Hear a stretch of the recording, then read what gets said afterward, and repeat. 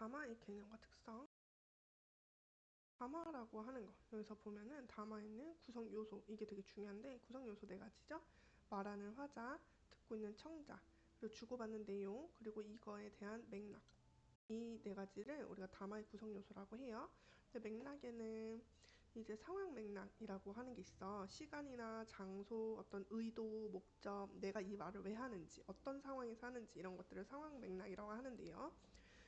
근데 우리 이야기할 때 뭐 존댓말을 할지 반말을 할지 이런 것들을 결정짓는 것은 우리 사회의 문화적 맥락이라고 합니다. 사회 문화적 맥락이라고 하는 건 역사적 사회적 배경이나 아니면 우리 공동체가 가지고 있는 가치 아니면 신념, 문화 이런 것들을 다 합쳐서 사회 문화적 맥락이라고 해.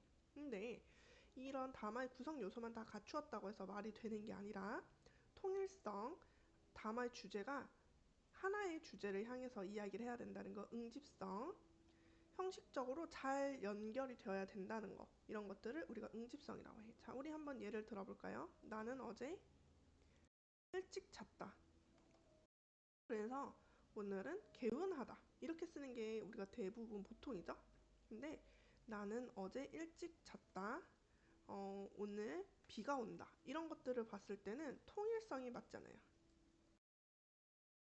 밤에 대해서 이야기하고 싶은 건지 비에 대해서 이야기하고 싶은 건지 어울리지 않죠? 또 나는 어제 일찍 잤다 한 다음에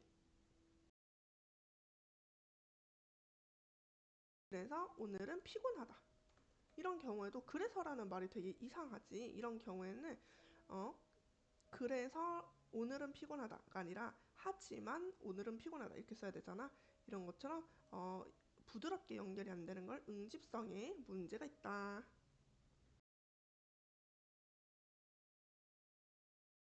이렇게 표현을 합니다. 그래서 다음 페이지로 한번 또 넘어가 볼까요? 담화의 개념 우리 같이 한번 더 보았으니까 보고 여기서 보면은 또 동생과 누나의 대사를 보면은 이제 보면은 동생이 누나 저 놀이기구 무서울 것 같아 난 재밌을 것 같은데 라고 말을 하고 있죠. 그러니까 동생과 누나가 뭔가 어떤 놀이동산 같은 데에서 지금 대화를 하고 있는 것 같아. 이런 것들을 통해서 상황을 파악할 수 있는데요. 포인트 화자와 청자는 말을 할 때는 고정되어 있지 않고 계속 바뀌어. 동생이 누나 나 저 놀이기구 무서울 것 같아 라고 말을 할 때는 동생이 화자고 누나가 청자지만 누나가 난 재밌을 것 같은데 라고 말을 하게 되면 이때는 누나가 화자, 동생이 들어주는 청자가 됩니다. 그 내용을 보면은 동생은 놀이기구가 무서울 것 같다고 말하고 누나는 동생을 안심시키고 있는 상황이었어. 그래서 놀이기구를 타려고 하는 상황이라는 걸 알 수 있겠죠. 그래서 이렇게 네 가지 맥락을 같이 보았고요. 다음 페이지로 바로 또 넘어가 볼게요. 여기 한번 예시를 봐볼게요. 신비의 말을 보면은 공기가 상쾌합니다. 과일은 껍질째 먹으면 더 좋습니다. 이미 이 두 가지 문장만 보아도 공기에 대해서 말을 하고 싶은 건지 아니면은 과일에 대해서 말하고 싶은 건지 일찍 자고 일찍 일어나는 거에 대해서 말을 하는 거인지 물에 대해서 말을 하고 싶은 건지 알 수가 없어. 그래서 네 개의 발화 내용이 서로 관련성이 없어서 주제를 파악하기 어렵지만 유나의 말은 여기 보면 수면, 수면, 그리고 이보다 부족하면 이것도 수면 시간에 대해서 이야기하고 있는 거죠. 이런 것처럼 수면과 건강에 관련 이야기를 하면서 발화의 주제가 다 하나로 관련이 되어 있기 때문에 통일성을 갖추었다라고 우리는 표현할 수 있어요. 다하고 나를 또 비교해 볼게요. 아래쪽에 있는 거. 근데 이 아래쪽에 보면 이것, 또 뭐 하지만, 이 점 이런 단어들을 통해서 앞에 나왔던 말들을 반복하기보다는 한 번 더 지시어를 쓰고 있는데요.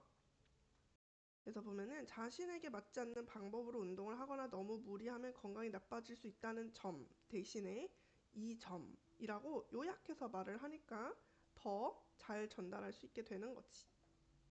그래서 여기서 나오는 것처럼 지시 표현 또는 접속 표현을 잘 사용하는 게 중요해요.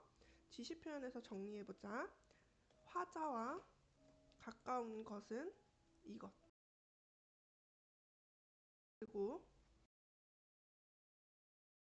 화자에서 먼 것은 저것이라고 부릅니다. 기억해 주시고요. 접속 표현은 뭐 그러나, 그래서, 그런데 이런 단어들을 의미합니다. 자, 그 다음에 어떠세요라고 하는 이 단어가 미용사와 의사에서 서로 다르게 해석을 해야 되죠. 미용사일 때는 머리 모양이 마음에 드세요? 라고 물어보는 거라면 의사라면은 치료 부위가 아프신가요? 라고 물어보는 거야. 그래서 여기서 우리가 알 수 있는 거는 뭐야? 상황에 따라 같은 발화라도 다르게 해석이 된다. 이런 거지. 하나, 둘이 색지가 대화하는 것도 여기서도 보면은 나는 임진각에 갈 거야 라고 말했더니 그 다음에 하나가 저런 가슴 아픈 일이야 둘이 빨리 통일이 돼야 할 텐데 라고 해서 임진각이라고 하는 말만 들어도 우리가 무슨 상황인지 알 수가 있어. 우리나라는 분단 국가이고 임진각은 분단의 아픔을 상징하는 곳이야. 임진각에서 실향민들이 모여서 합동제사를 지내면서 고향의 가족을 그리워하는 그런 것들을 우리가 알고 있어. 실향민이 뭐냐면 고향을 잃은 사람들이야. 6.25 전쟁으로 인해서 원래 고향이 북쪽이었는데 북쪽에 계속 살지 못하고 남쪽으로 내려오게 되면은 실향민이 되는 거지. 이런 것처럼 임진각에 대해서 이야기를 했을 때 바로 하나나 둘이처럼 반응이 나오려면 우리나라의 역사적인 배경이나 풍습 이런 것들을 알고 있는 사회문화적 맥락을 잘 파악해야지만 알 수 있게 되는 거죠.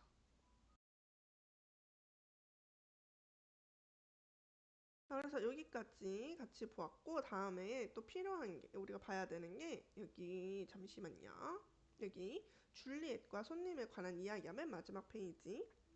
영국에서 온 줄리엣이 있는데요.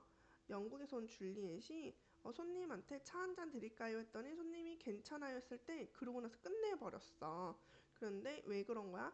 우리나라에서는 한 번쯤 거절하는 문화가 있기 때문에 이거를 잘 몰랐던 거지, 줄리엣이. 그래서 진짜로 손님의 괜찮아요를 거절의 의미로 받아들여 버린 거야. 여기서는 줄리엣이 줄리엣이 사회의 문화적 맥락을 몰라서 실수한 거죠, 사실은. 오해하게 된 거예요.